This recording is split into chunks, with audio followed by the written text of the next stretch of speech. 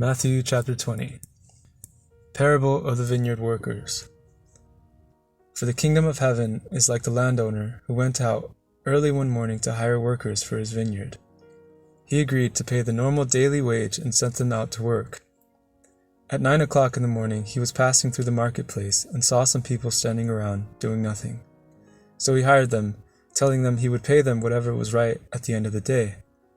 So they went to work in the vineyard. At noon and again at 3 o'clock he did the same thing. At 5 o'clock that afternoon he was in town again and saw some more people standing around. He asked them, "Why haven't you been working today?" They replied, "Because no one has hired us." The landowner told them, "Then go out and join the others in my vineyard." That evening he told the foreman to call the workers in and pay them, beginning with the last workers first. When those hired at 5 o'clock were paid, each received a full day's wage. When those hired first came to get their pay, they assumed they would receive more, but they too were paid a day's wage. When they received their pay, they protested to the owner, "Those people worked only 1 hour, and yet you've paid them as much as you've paid us, who worked all day in the scorching heat." He answered one of them, "Friend, I haven't been unfair. Didn't you agree to work all day for the usual wage? Take your money and go. I wanted to pay this last worker the same as you. Is it against the law for me to do what I want with my money? Should you be jealous because I am kind to others?" So those who are last now will be first then, and those who are first will be last. Jesus again predicts his death.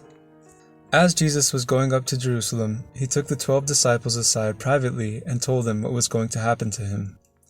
"Listen," he said, "we're going up to Jerusalem, where the Son of Man will be betrayed to the leading priests and the teachers of religious law. They will sentence him to die. Then they will hand him over to the Romans to be mocked, flogged with a whip, and crucified. But on the third day he will be raised from the dead." Jesus teaches about serving others. Then the mother of James and John, the sons of Zebedee, came to Jesus with her sons. She knelt respectfully to ask a favor. "What is your request?" he asked. She replied, "In your kingdom, please let my 2 sons sit in places of honor next to you, one on your right and the other on your left." But Jesus answered by saying to them, "You don't know what you are asking. Are you able to drink from the bitter cup of suffering I am about to drink?" "Oh yes," they replied, "we are able." Jesus told them, "You will indeed drink from my bitter cup, but I have no right to say who will sit on my right or my left. My Father has prepared those places for the ones he has chosen." When the 10 other disciples heard what James and John had asked, they were indignant, but Jesus called them together and said, "You know that the rulers in this world lord it over their people, and officials flaunt their authority over those under them, but among you it will be different. Whoever wants to be a leader among you must be your servant, and whoever wants to be first among you must become your slave. For even the Son of Man came not to be served, but to serve others and to give his life as a ransom for many." Jesus heals 2 blind men. As Jesus and the disciples left the town of Jericho, a large crowd followed behind. 2 blind men were sitting beside the road.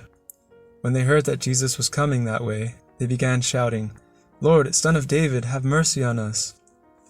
"Be quiet," the crowd yelled at them. But they only shouted louder, "Lord, Son of David, have mercy on us." When Jesus heard them, he stopped and called, "What do you want me to do for you?" "Lord," they said, "we want to see." Jesus felt sorry for them and touched their eyes.